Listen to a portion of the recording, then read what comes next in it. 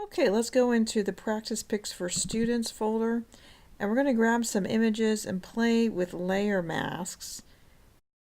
Let's go down to number 4B.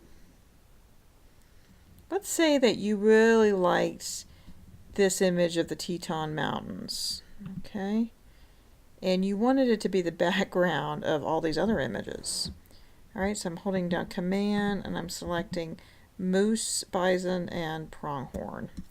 I'm going to come up to Tools, Photoshop, Load Files into Photoshop Layers. If it says it's busy, just say yes. Take a few seconds and then it's going to load those in there. Alright, let's put the Teton Mountains image on top of the stack here. Now we've been playing around with adjustment layers, and you've noticed probably adjustment layers are very similar. In fact, they use masks, layer masks, but they're really just changing the image that's selected. They're not allowing you to see below or include an image from above on the layer panel. So now let's look back at layer masks where you're blending two images. And let's just say you love the mountains in this image, but you want to include it into these other images as you want that to be the background, the upper half of the picture, and then you want to put that in the background for these animals. You want them to have a nicer view where they're located. So what you're going to do is you're going to create a layer mask. And you can do that by just grabbing the marquee tool, and let's kind of cut this in half. You want to grab a little bit more than the area that you're hiding because you're going to actually end up blending them with the feather tool. But we've selected the bottom of the image, and the part of the image that we want to keep is actually the top of the image. So let's actually go up to Select Inverse. Okay, now the top of the image is selected. All right. Okay, so we're going to make that into a layer mask by clicking the layer mask icon down here. So go ahead and click that, and now we're already seeing the bottom half. We're seeing through to the next layer, which is the bison layer. Okay, that doesn't match very well. There's a few things we can do. One thing we can do is we can click the letter V and we can move these mountains up so that they're not right exactly at the bison, they're a little bit higher. Okay, can do that. Right. Another thing we can do is we can load the brush tool by the letter B, using the letter B there on the keyboard, or clicking here. And then we can actually blend in the images a little better. That's not what we want to use. We want to exchange it and paint with black. Okay, because we want to hide and see this tree from the bottom, the lower of the two images. Okay, might want to bring this tree in. And I'm just kind of estimating where I think the tree is. Okay, and you can look back and forth to see that. I'm going to click the letter X to exchange that, to bring the Tetons back a little bit. Okay, and then X again, so I can bring this tree in.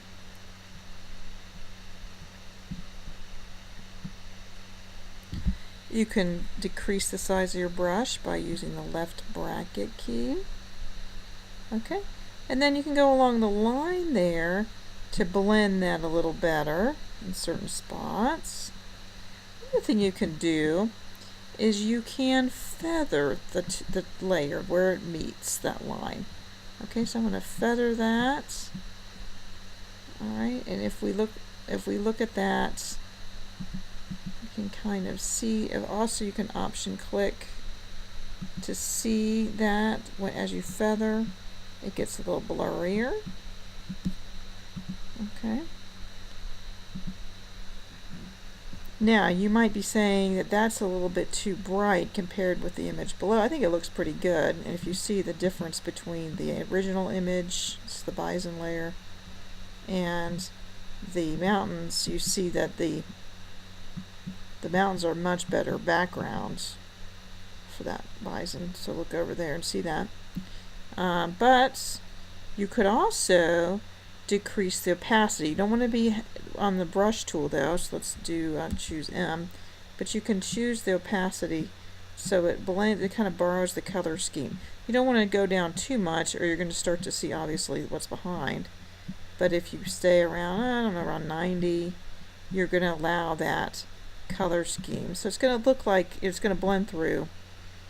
You can allow that color scheme to blend through. Okay, so let's hide that for a minute, and let's look at the moose with the backdrop of the Tetons. Okay, I'm going to come over to the brush tool, and you can either reveal more of the moose layer or exchange. I'm going to make my brush bigger with the right bracket tool, and now I'm going to hide that.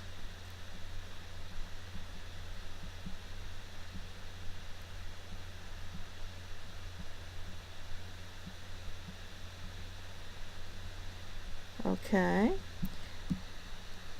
Remember, you can click the letter V to move the mountains around a little bit if you want them to be lower or higher in your image.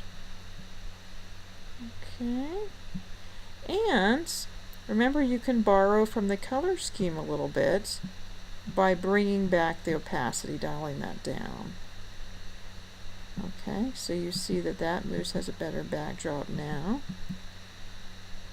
Okay, and now underneath that we have this pronghorn layer.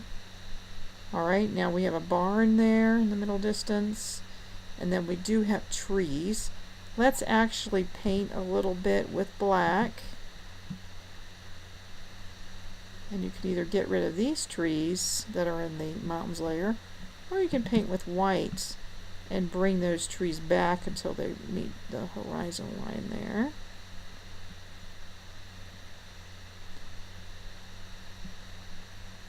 Of course, another thing you can do is you can click the letter V, and remember, whenever you're moving the mountains, you're also moving the mask, because this is linked. The image of the mountains there, the top layer, is linked. Okay. I think I'm going to put that there and go back to the brush tool. Kind of like the barn, so I'm going to try to preserve that. Paint around that.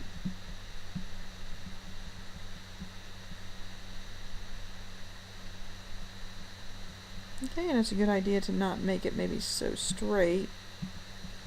But then again, there was a pretty strong horizon line, and that, so you might want to make it straight. I'll exchange it, and I'll do that very thing.